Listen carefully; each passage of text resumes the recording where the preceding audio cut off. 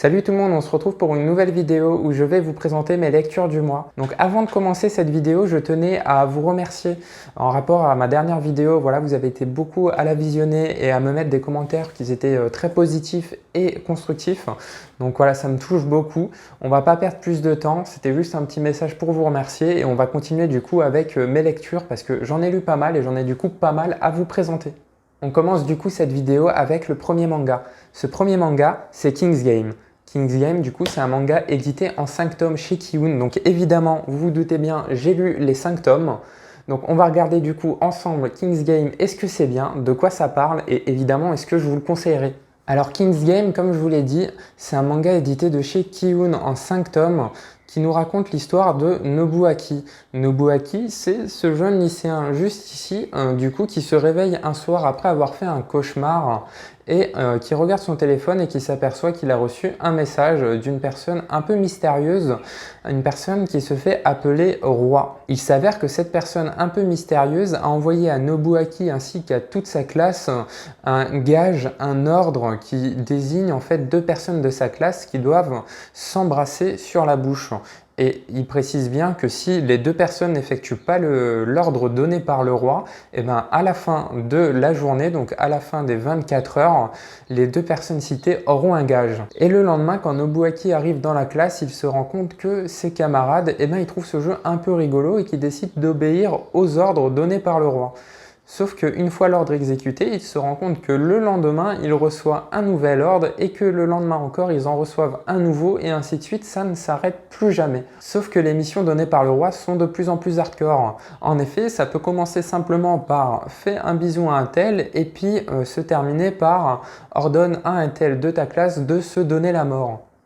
Alors en effet, je veux bien vous l'accorder, c'est pas super gai, surtout que comme je vous ai expliqué tout à l'heure, si les personnes citées par le roi au bout de 24 heures n'ont pas exécuté leur mission, ils reçoivent un gage et ce gage, il n'y a pas de choix, c'est la mort.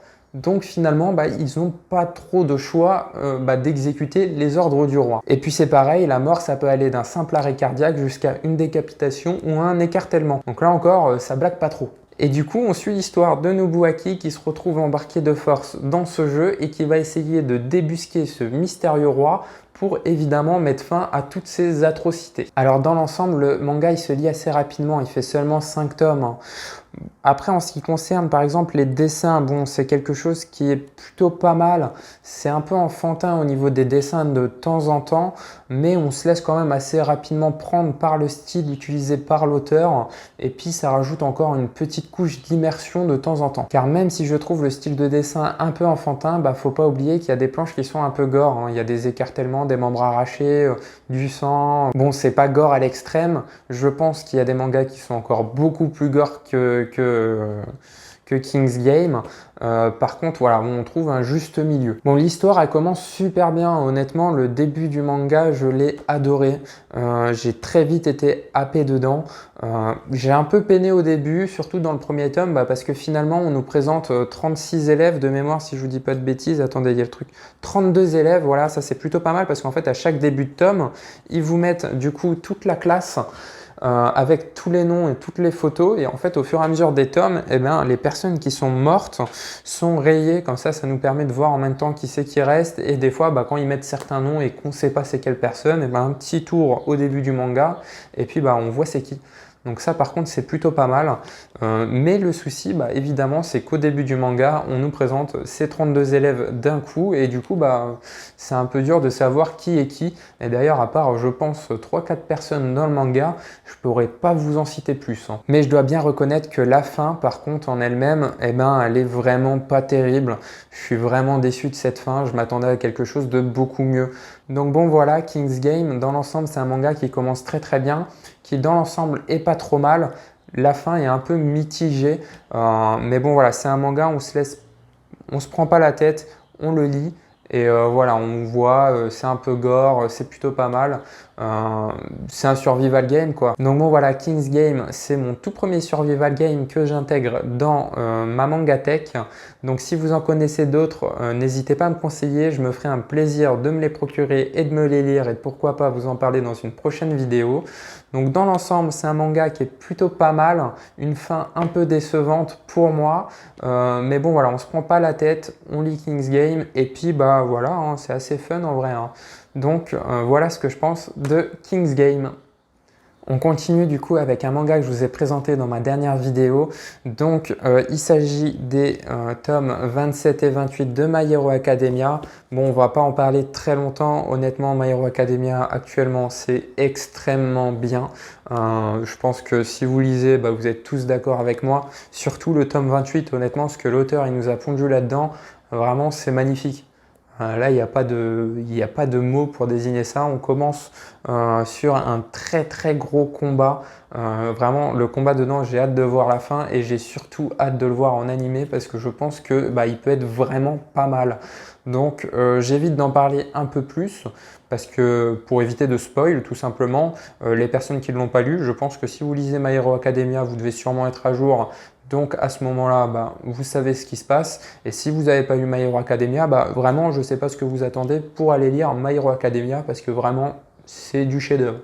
Bon, on perd pas de temps, on continue avec un bon gros morceau que je tiens là. Du coup, je vous en ai parlé également dans ma précédente vidéo. J'ai commencé et j'ai fini les 3 premiers tomes de 20th Century Boys de Naoki Urasawa. Alors avant de parler plus en détail de l'histoire du manga et de ce que j'en ai pensé, on va parler très brièvement de cette édition perfecte de 20th Century Boys parce qu'honnêtement moi je la trouve vraiment pas mal.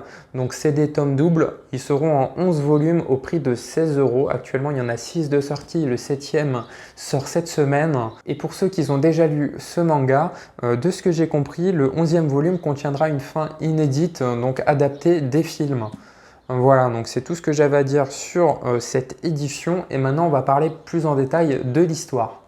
Alors ce manga nous raconte l'histoire de Kenji, donc la personne qu'on voit sur la couverture du tome 1 qui dirige en fait une supérette et un jour il s'avère qu'un policier vient le voir dans sa supérette parce qu'un client qui vient souvent chez lui a mystérieusement disparu et le seul indice qu'ils ont c'est un mystérieux insigne, un mystérieux dessin du coup qu'il a retrouvé. Du coup il veut savoir, le policier, bah, si Kenji il a déjà vu ce mystérieux dessin. Alors Kenji ça lui dit rien du tout, du coup bah, il passe à autre chose.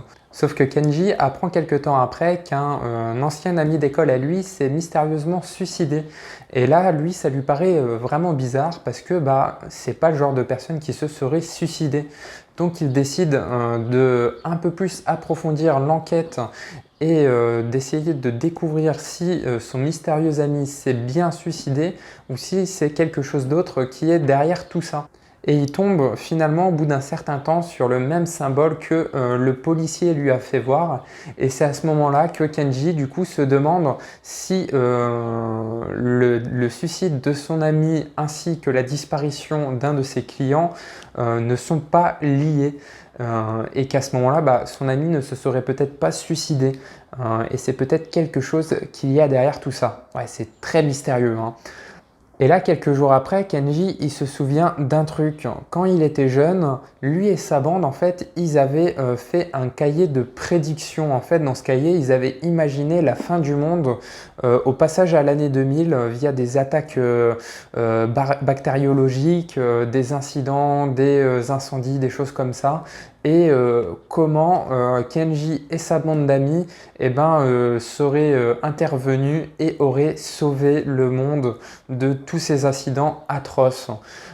Et du coup, on découvre finalement dans ce cahier le mystérieux symbole que le policier lui avait fait voir et qu'il avait découvert en même temps chez son ami qui s'était suicidé. Du coup, tout commence à rentrer dans l'ordre dans la tête de Kenji et il comprend qu'une personne utilise son symbole, mais pourquoi? Ça on ne le sait pas encore. Et oui, parce que pour l'instant, tout ce qu'on sait, c'est qu'une mystérieuse personne qui se fait appeler Ami est à la tête d'une organisation et qu'elle suit à la lettre le plan du cahier de Kenji afin d'organiser la fin du monde et que finalement, les seules personnes qui peuvent arrêter cette organisation et ce mystérieux Ami, c'est la bande à Kenji. Est-ce que Kenji et sa bande vont réussir à mettre fin et à empêcher la fin du monde que prépare cette organisation? Et justement, tout ça, vous pouvez le découvrir dans 20th Century Boys. Honnêtement, il n'y a pas de mots pour qualifier. Je pense que là, on est obligé de dire que ce manga est un chef-d'œuvre. En tout cas, moi, j'ai lu que les 3 premiers et pour l'instant, j'en suis pleinement satisfait. Ça nous tient en haleine de bout en bout. C'est des doubles tomes. J'ai lu les 3 premiers, donc ça correspond aux 6 premiers tomes de l'ancienne édition. Et pour vous situer, vraiment, l'auteur, il sait nous mener en bateau. Il sait nous dire « Ah, c'est cette personne-là, c'est lui le méchant. » Et finalement, non, c'est pas du tout lui. Et quand on a la réponse de pourquoi c'est pas lui, en fait, ça nous paraît tout à fait logique. Vraiment, c'est super bien écrit, c'est super bien dessiné. Vraiment, j'ai qu'une chose à dire, allez lire 20th Century Boys si vous ne l'avez pas encore lu. On continue cette vidéo avec du coup l'avant-dernier manga. Donc l'avant-dernier manga en question, c'est L'île entre deux mondes, donc édité chez Pika Graphics. Donc vraiment les livres de chez Pika Graphics, ils sont super beaux. Voilà, bon, c'est du très beau papier qui est utilisé, couverture cartonnée, honnêtement, grand format, super plaisant à lire. Donc L'île entre deux mondes, ça nous parle de quoi? Je vais vous en parler tout de suite. Alors, ça nous raconte l'histoire de Tatsumi, un jeune professeur en fait qui se retrouve muté sur l'île d'Aoshima au Japon. Il vivait auparavant sur cette île, donc lui, il est pressé de retourner dessus pour redécouvrir tous ses souvenirs d'enfance et voilà, voir ce qui s'est passé, ce qui a changé, est-ce que les gens se souviennent encore de lui, est-ce que lui se souvient encore des gens de cette île. Et au bout de quelques jours, en fait, il se rend compte que sur cette île, il se passe des choses un peu étranges. Alors, quand je parle de phénomènes étranges, je vous parle pas de fantômes, d'apparitions mystérieuses, etc. C'est pas du tout un livre d'horreur. Je parle plus de phénomènes qui défient un petit peu les lois de la logique. Je sais pas si vous voyez ce que je veux dire. Par exemple, je sais pas, un oiseau qui n'a pas d'ailes et qui se retrouve au sommet d'un arbre. Comment qu'il a fait pour monter en haut. Voilà, c'est vraiment des choses comme ça. Et finalement, Tatsumi, quand il en fait part à d'autres personnes, ça leur paraît tout à fait normal. Eux, ils voient pas plus loin et pour eux, si y a un oiseau sans ailes au bout d'un arbre, tout en haut d'un arbre, c'est qu'il peut le faire et donc voilà, c'est pas du tout choquant. Et du coup, Tatsumi, lui, il essaye de comprendre pourquoi ces phénomènes étranges ont lieu sur cette île. Est-ce qu'il a des soucis? Est-ce qu'il est bizarre? Est-ce qu'au fond, c'est pas l'île qui essaye de lui faire passer un message? Voilà, tout ça, on le découvre. Et du coup, dans L'île entre deux mondes, du coup, c'est un manga en 2 tomes. J'ai oublié de vous le préciser, donc il va être assez court. Le premier tome est ici. Le deuxième tome sort au mois de juillet. Alors dedans, l'auteur nous fait vraiment passer un message à la mode d'une poésie. Voilà, ça nous fait vraiment passer un message surtout direct derrière au niveau du respect de la nature et aussi à travers les habitants de l'île qui sont des habitants finalement qui, en se contentant de peu, sont extrêmement heureux. Et finalement, voilà, on est très loin des villes hyper mondialisées. Voilà, dedans, Tatsumi vient du Japon, donc il passe d'une ville super technologique, etc., avec beaucoup de monde, à une toute petite île perdue. Donc bon, voilà, on découvre vraiment tout ça. Je sais que c'est un manga qui ne plaira pas à énormément de monde, en tout cas qui ne plaira pas à tout le monde, ça on peut pas le nier, c'est un manga tranche de vie, mais voilà, honnêtement, on se laisse très vite prendre par ce type de manga. Alors, les dessins sont super beaux, j'essaie de vous trouver une petite planche là, voilà, regardez, tac. Alors moi, c'est vraiment le genre de dessin qui me plaît. Je trouve ça super beau à regarder. En plus, l'édition est magnifique. Donc voilà, vraiment, si vous aimez ce genre de manga, lisez L'île entre deux mondes. Voilà, c'est plutôt pas mal. Ça fait un petit moment détente pour le lire. Ça se lit plutôt assez rapidement. Donc allez-y, foncez. Alors pour terminer cette vidéo, le tout dernier manga que je vais vous présenter, c'est pas vraiment un manga, c'est un webtoon qu'ils ont édité du coup en format papier. Il s'agit de Bâtard. Alors, j'ai pas trop l'habitude de lire des webtoons en format papier, mais voilà, j'étais chez mon libraire, je l'ai vu, je me suis dit bah pourquoi pas. Donc j'ai acheté Bâtard, je l'ai lu dans la foulée et j'ai pris en même temps un autre webtoon assez connu. Je vous en parlerai dans ma vidéo achat manga qui sortira prochainement. Et du coup, on va regarder ensemble. Bâtard, ça parle de quoi et est-ce que c'est bien du coup? C'est surtout ça qui nous intéresse. Alors Bâtard, ça parle de quoi? Bâtard, ça nous parle de Jin, un jeune garçon qui évolue dans un lycée. Et il s'avère en fait qu'autour de ces lycées, il y a plein de femmes qui ont mystérieusement disparu et on ne sait pas pourquoi, la police enquête toujours dessus. Alors Jin, c'est un garçon tout à fait lambda, mais qui manque terriblement d'affection. Pourtant, son père, c'est un homme riche, il est PDG d'une grande boîte, donc bon voilà, il aurait pu avoir tout le bonheur qu'il veut, sauf que derrière, Jin, c'est un garçon qui se fait taper, qui se fait martyriser, qui se fait voler, qui est souvent ignoré, voilà, qui est en quelque sorte le bouc émissaire de sa classe.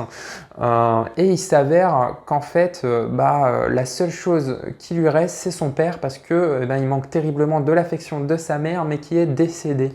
Et évidemment, il y a un problème, vous en doutez bien, c'est que son père, en fait, c'est un horrible tueur en série qui se cache derrière toutes les disparitions de femmes qu'il y a autour du lycée de Jin. Et ça, Jin, il le sait bien, car pour sa survie, il est obligé de faire l'appât et d'attirer les femmes en dehors du lycée afin de les assommer avec une batte et les livrer auprès de son père qui va se charger de les tuer derrière.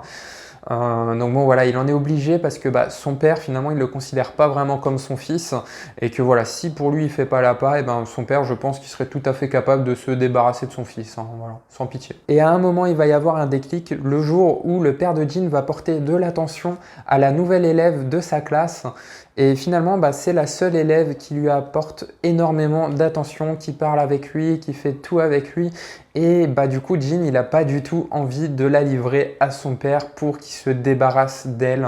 Et c'est à ce moment-là que va commencer cette histoire. Alors, pourquoi je dis à ce moment-là? Parce que vraiment, pour moi, il y a une première partie dans le manga où c'est très très long à démarrer. Et justement, c'est jusqu'à que cette nouvelle fille arrive dans le lycée de Jin. Et que son père porte l'œil dessus parce qu'il y a un gros passage en avant dans l'histoire et on découvre, c'est à ce moment-là qu'il va y avoir beaucoup plus d'anxiété dedans et qu'on aura vraiment envie de savoir la suite.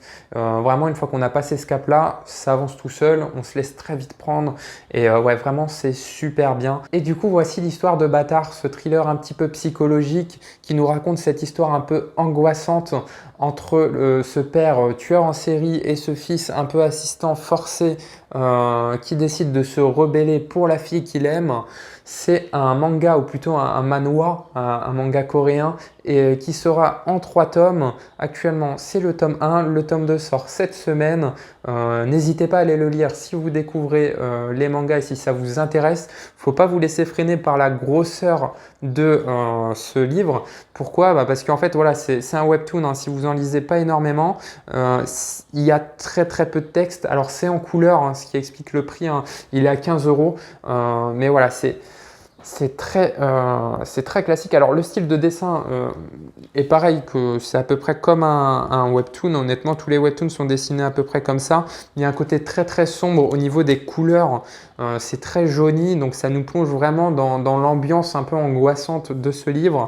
Voilà, n'hésitez pas à aller lire Bâtard, j'espère que ça va vous plaire et n'hésitez pas à me dire en commentaire du coup ce que vous pensez de ce livre. Et voilà, c'est déjà la fin de cette vidéo. N'hésitez pas à me dire en commentaire ce que vous en avez pensé, s'il y a des mangas qui vous ont plu, qui vous intéressent, qui vous font un peu de l'œil. N'hésitez pas aussi à me conseiller sur certains mangas. Essentiellement, si vous savez, si vous connaissez des survival games, parce que c'est les mangas que je commence à intégrer dans ma mangatech. J'en ai fait l'acquisition de un que vous avez vu au cours de cette vidéo et si vous en connaissez d'autres, je suis tout oui. Et ce sera un plaisir après de les acheter et du coup de les lire pour vous en faire part dans une prochaine vidéo. Voilà, pensez bien à lâcher un petit pouce bleu, à vous abonner si vous aimez mon contenu et on se retrouve très vite pour une prochaine vidéo.